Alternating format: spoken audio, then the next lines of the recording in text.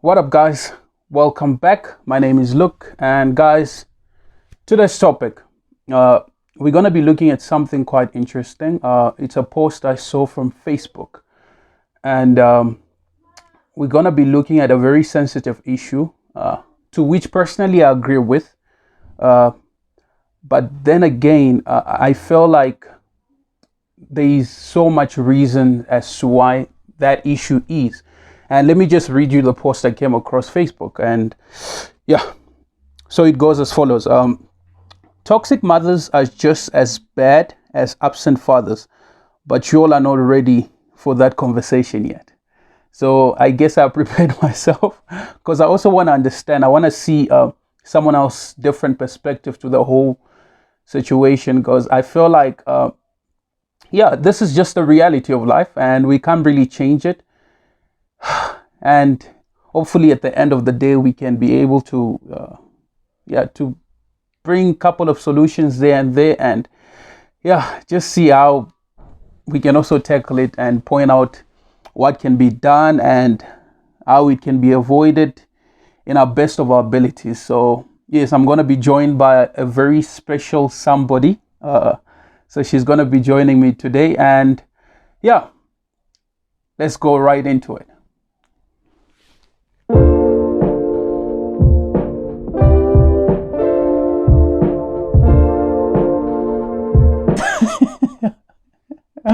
Okay, so let's okay, where do I start? I don't even know where to start because there's a lot to be talked about. Okay. Okay, let's start by introducing the topic, or introducing that. Like, what does it say? It says, Wait, let me toxic let me read mothers. it. Let me read it. It says Okay, yeah. it says toxic mothers are just as bad as absent fathers, but you all are not ready for the discussion yet. Now, from reading that, I want to ask you this question: do you feel that there's like a double standard when it comes to calling out mothers for maybe missing it here and there in their parenting ways, versus calling out fathers for for the same thing? Because yeah, answer, and then I'll You see, that's the problem. I think society is more lenient towards mothers. Like we more lenient. I mean, I'm talking from personal, from a personal space. I mean, we more lenient towards our mothers than our fathers. I don't know if it's biological or what, but yeah. I think maybe it's because they have their own ways to make us feel kind of guilty in a way. Do you, Like, it is difficult to like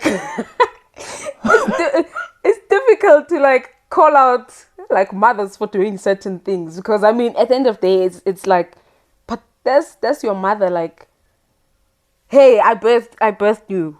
You were in my stomach for 9 months. They always like to like guilt trip us with these type of comments. I mean, you even see it in the movies. I brought you here on this earth and I can take you out. That type of thing. I brought you in this earth and I can take you out and whatnot and whatnot. So I mean, they even do it to like men. They're like, did you carry this child for 9 months? Did you? So don't tell me what I should do, or don't tell me how I feel, or you get what I'm saying. So hence I feel that, hence we much more lenient. yeah, there is a double standard, because I feel like it's way easier for people to say, hey, your father is a deadbeat, your father, hey, this and that and that, your father is a loser. You get what I'm saying? But to Society has normalized that, right? society has normalized it, Which like, which definitely. which is a bit painful, don't you think? Because I mean, at the end of the day, everyone should be equally accountable. True. You get me, I right? believe. Like Yeah, everyone should be held to the same standards. Because at the end of the day, we all playing the part. In as much as the woman gets to carry a child for 9 months, right? During the same process, a man has to provide. True. You know, has to be patient because this lady, a lot of hormones, you know. Yeah.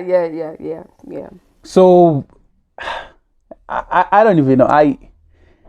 So we both agree that there is a double standard, and I feel like that's what the meme was implying when it said, "But y'all are not ready to talk about this." It was insinuating that there's a double standard. People don't really want to like touch base on such things or such a topic, or like calling out mothers. It's like a no. It's like a no. Yeah, like you don't even go there. It's like a bad thing. It's like a shameful thing to do. Like, why would you say such a thing about your mother? Or it's just that type of. But which is a bit unfair. It is. So, do you think? Okay, let's talk on the part of toxicness. You know. Wait first. I want us to define what an absent father is, because in the statement we are equating an absent father to a toxic mother, right? Okay. So I want us to define what a toxic not a toxic father, sorry. what an absent father is. And for me, I believe that an absent father is basically a father who's emotionally, physically, and financially unavailable for their child or children. Would you agree? Right? Yes, I agree. I totally agree with that. And also, let's look at that's an absent father. Let's look at also the stats. It can also imply that fathers that are not literally there in the home. Yeah, basically. Because let's not touch on the race issue, because it's only the black community, right? You know that. Because the last time, I don't know if it was 70 something percent. Yeah, over 70 something percent of like black homes don't have fathers. Which is painful. And you know why there's probably a double standard is because of your mom had to endure a lot of things. Your mom had to do this and that for you while your father was gallivanting the streets, and you get what I'm saying? So I guess it's just feeling like a bit sorry for them because they did so much. I think it comes from there. Yeah, I also think it mostly comes from there. But now, you find that there are toxic mothers who are married, who still have their husbands. All right? Am I touching a button there? No, I'm just like, yeah, that's a danger zone. Like, alert. Mission abort. No, but I mean, that's what we're here to talk about, isn't it? Yeah, we're here to talk about this. And I wanna say this. I feel like, because I mentioned like 3 things, right? Emotionally, physically, and financially. I feel like the most impactful one is the emotional side, emotional availability, right? True. So we'll put that in our. Where can we put it? Like, but let's just. Yeah, let's put for it now. For now, we put it there, ne? We put it there because we're gonna see how emotional unavailability translates in toxic mothers, right? We'll get to that part. But for now, I would like to say that I believe like the emotional availability part is like the one that's most impactful to a child, because a father can live in a one room or in a shack with their children as long as they're there, right? And even if they don't have all the money in the world, but nobody's going to call them an absent father just because they don't have the money, or True. they can't really materialistically provide for their children. Nobody's going to call them an absent father because they are there emotionally, they are there physically, right? So hence I feel the emotional part is way more impactful. And It is. so let's and when we talk about emotions, right, we're talking about love, we're talking about affection, we're talking just like being there for your child emotionally, right, fulfilling their emotional needs. And then we go to what we are here about today. let's define what a toxic mother is, right? And I said I did research, right, and I was looking for like a technical term, but I think the concept is very broad, right? But I feel like this was something that was like simple for, or something that can be simple for people to grasp, right? So a toxic mother is someone who is someone who constantly behaves in ways that cause guilt, fear, or obligation in their children. You're nailing it. And whether they do it intentionally or unintentionally, right? And this definition, you can find it, there's this website called healthline.com. Yeah, I found it there. Don't worry. You give me the link. Yeah, I found it there. So they give this definition, and I actually like the definition because it's like very simple and straightforward, right? But otherwise the concept is like broad, and we'll go deeper into other things, but that's just the basic definition. It's behavior. It's a mother, a mother who constantly behaves in ways that cause guilt, fear, and obligation in their children. And then now we go to signs or traits of a toxic mother. Okay. I feel like this is gonna be a good one because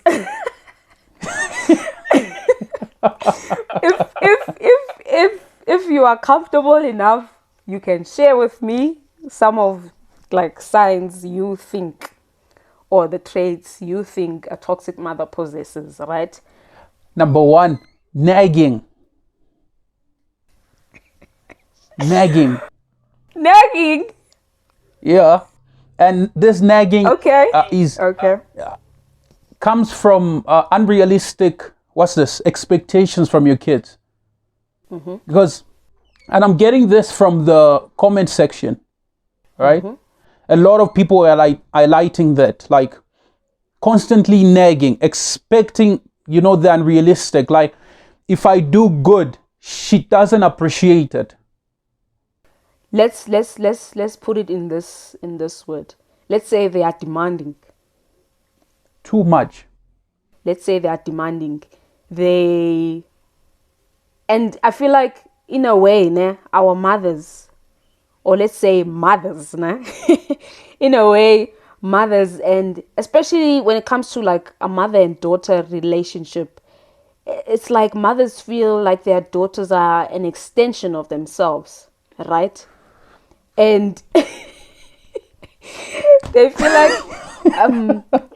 they feel like their daughters are an extension of themselves. And when it comes to toxic mothers, if you're now mentioning like nagging, like everything you do, why do you have this type of hairstyle? Why do you, I don't like that choice. This is not nice. Why don't you pick this guy? This guy suits you way more than, like they have these expectations, like wild expectations. Like you can't even like truly be yourself because you always have this person in your ear telling you, no, why don't you do this? This is the better choice. This is a better way to do things. And yeah, I see you want to say something. But okay, let's put it this way. Yes, the nagging. Before you go, to your characteristics, as before you give us a list, all right? Okay, I'm gonna give. Let's tackle this question also. Do you think it's intentional that they do it, or it's just unconscious of it? They are unconscious of it because somehow they think by nagging and doing all this, that's the best. They are trying to do the best for you. I think most of the time, if not all the time, it's in their subconscious. They don't realize it. And it's all in the name of, I know what's best for you. Yes. I've lived this life before. I was once young. My parents told me to do things this way, and I didn't turn out so bad. So they feel like they also have a right to have a say in their children's lives, whether be it the type of partner they should have, the type of, and talking about them believing that their daughters are an extension of themselves. They live their dreams through their daughters or their sons. Which is literally another topic. Which is another topic. You see, they have these expectations. No, why don't you do this instead? Like they want to make all these choices for us. The career you should be taking, a whole lot of bunch of things. Even the simplest things, like even what you wear, the way you wear certain things, or the way you wear your hair. It's just like, can I catch a break? Because seriously, it's like they don't believe you are your own person. Since you are an extension of them, you can't be your own person. You should like the things that I like, because I know what's best for you. True. I know what's best for you. I'm the one who brought you on this earth. I carried you for 9 months. You see, that one always catches you out. You see, if you want to be weakened emotionally, that one. It paralyzes you. I know. So it's always how their parents parented them, and how they didn't turn out so bad. So why shouldn't they be using the same parenting skills or parenting ways on their children, on you? Why not? Because, I mean, look at me. I have my own house. You are living in my house. You are wearing my clothes. And don't you... I'm married. I have a husband. So what more could you ask for? Wait. In the case of those ones, the ones that don't have fathers in the house, she doesn't have a man. Those ones. I feel like, because I wouldn't personally know, ne? But from these reality TV shows and just or personal experiences from friends and stuff, it's like single mothers, ne? I want to talk about this one, ne? I want to talk about this one where, okay, there's a situation whereby this young lady, ne, got married to a guy who was raised by a single mother, right? Okay. And her mother-in-law never liked her at all, nah. Yeah. And everything he does for it's kind of like the mother-in-law feels entitled to being the first priority before the wife and the kids. Oh. Yeah. Right? Yeah. And it's like, if you are going to it's almost like if my son why should my son buy you this fridge whilst mine is broken down, or mine is not the latest one? Why should you live in this house while we're still living in a family house? You get what I'm saying? It's like they're always involving themselves in like major decisions. There's that competition. Yeah, there's that competition. They always want to involve themselves in major financial decisions that should be taken by the couple. They want to be there. That's Because toxicity in its highest form. Son. It's my son, right? It's my son. I raised him alone. I should be eating his money alone, right? Because you were not there when I raised him alone. You get what I'm saying? Is that not a level of toxicity? That's a level of, I don't even know. That's entitlement, toxicity. Entitlement, yes. Toxic entitlement, yes, that's it. Toxic entitlement. Yeah. That's toxicity in it. You see, that's where it comes down to, because too many years she's raising this child, and over and over she's telling this child, oh, you need to work hard, push hard, everything. He gets a partner, fine. Now that toxicity has now even extended into this child's marriage or personal life, and worse, some even go to the extent of choosing partners for their sons or daughters, like you highlighted. And what do you think this is? Because in the video I did, right, 2 weeks back, I think, I highlighted this. The man, I think it's Dr. Robert Glover, I think. Yes, if I remember him properly. He highlighted the fact that he was also raised by a single mother, right? And the lady always, like, not intentionally really, but as a way to protect the kids. She thought she was protecting the kids, right? Mm-hmm. She will tell them not to be like their father. Always. A man doesn't behave like this. A man is not rough. A man is like this. And later on in life, they were so, how do I put this? They found out that they were not ready and prepared for life, right? Life was always giving them blows, right? Until, of course, things had to be adjusted. He even stated that the mother had to apologize, for the way she raised them. She realized it was not proper and all that. Don't you think it's the same thing? This toxicity is as a result of that thing where the mother is saying, I raised this child on my own. I should create this child to be the opposite of the father. Mm-hmm. Entitlement and bitterness. Entitlement and bitterness. Which is not caused by the child, of course. True. It's caused by the person who's not there. Mm-hmm.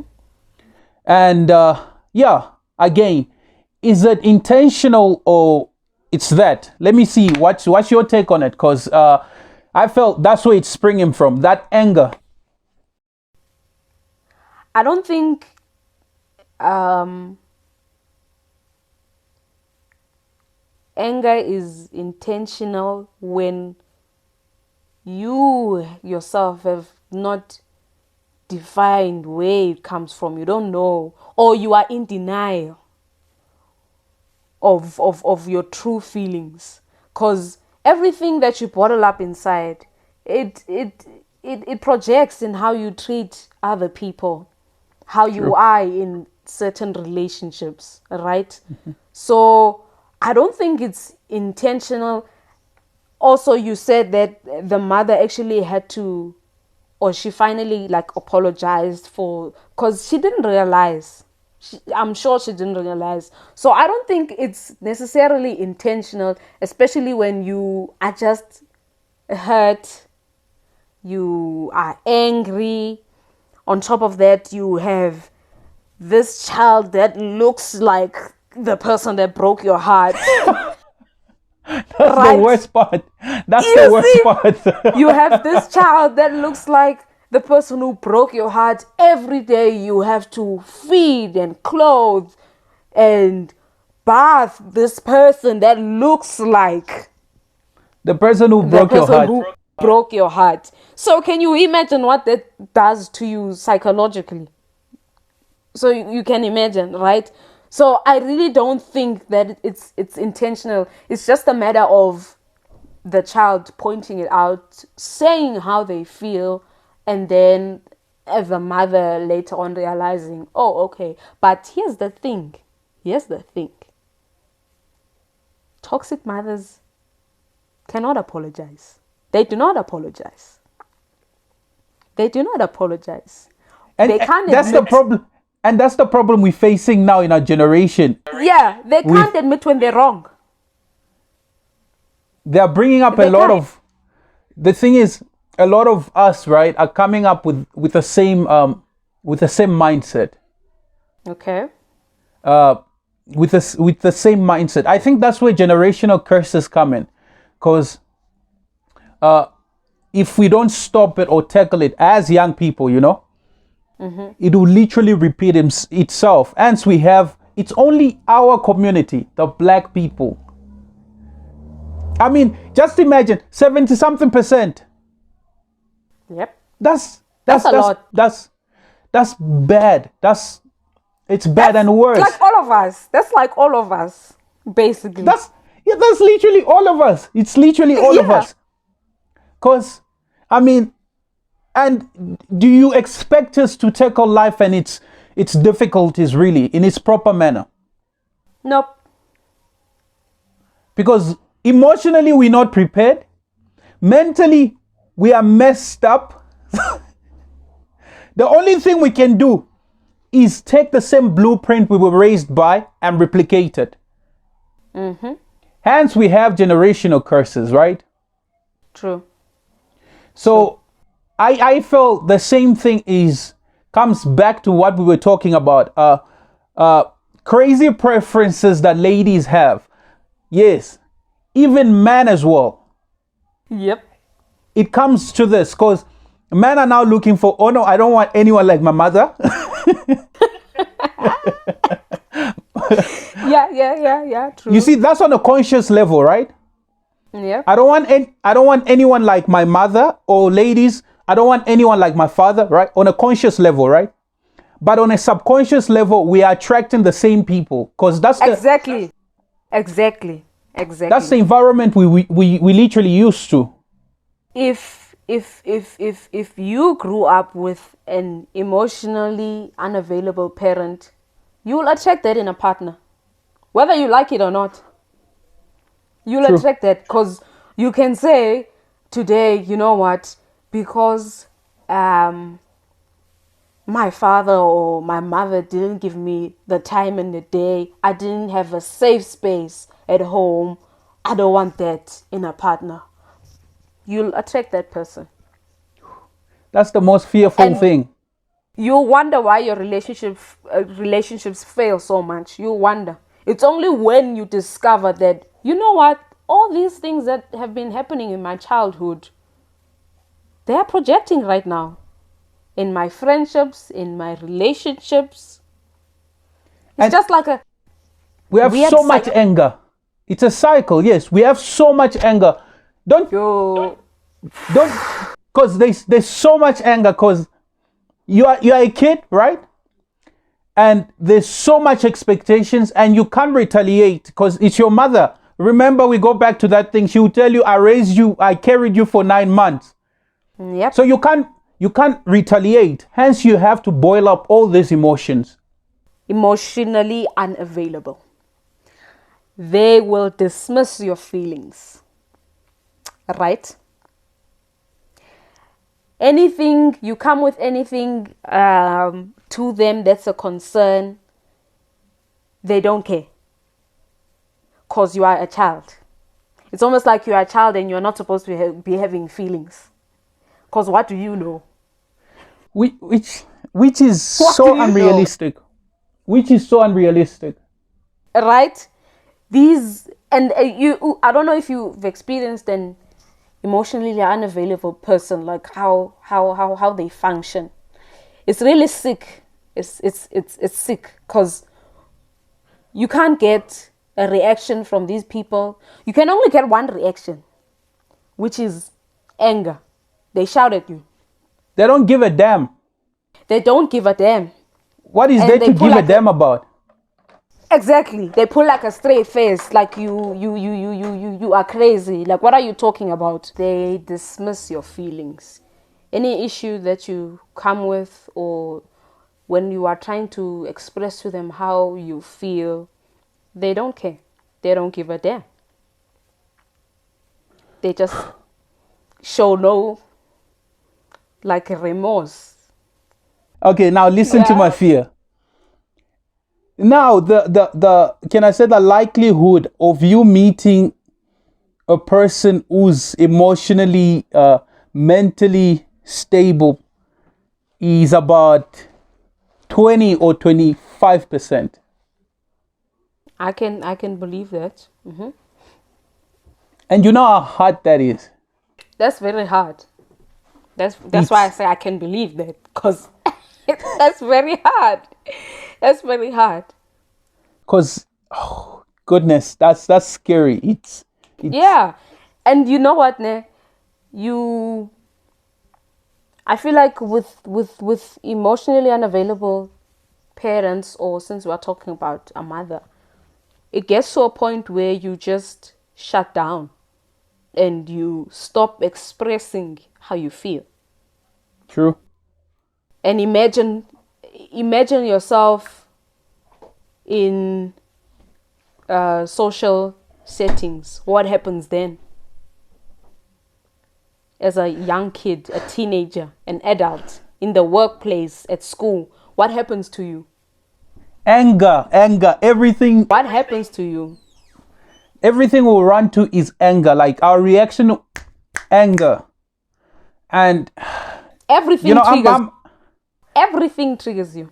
Everything. Yeah. Even if it's the smallest thing, even if a person is joking, because you're not sure. Is this person, like, are you coming for me? Yeah, did this person mean it? Me? Like, did this person mean it? Like, just a slight joke, just a small joke. It's too personal. We need therapy. You cannot relate to them. They cannot relate to you. Because it's their feelings over everybody else's. And when we speak of this, you're making me think of the example I was making about a single mother raising a boy child. The boy child grows and he gets into relationships, finds the one, marries, and when they marry, it's like that woman is taking my son away from me. Why does she have to anything concerning that concerns the daughter-in-law? No, but she doesn't know how I feel. She wasn't here when I raised him alone. And of course, the boy child is stuck between the mother and his wife. What is he going to do? I mean, he loves his mother, right? Of course. And obviously, that mother is going to feel like, why aren't you defending me? The wife also, why aren't you standing up for me in front of your mother? But in most cases, guy is going to be on his mother's corner, in his mother's corner. True, because, I mean, I can imagine a lot of, that's my worst fear also, hey? Okay, but thank God, thank God it's going to be a bit different. It's going to be totally different.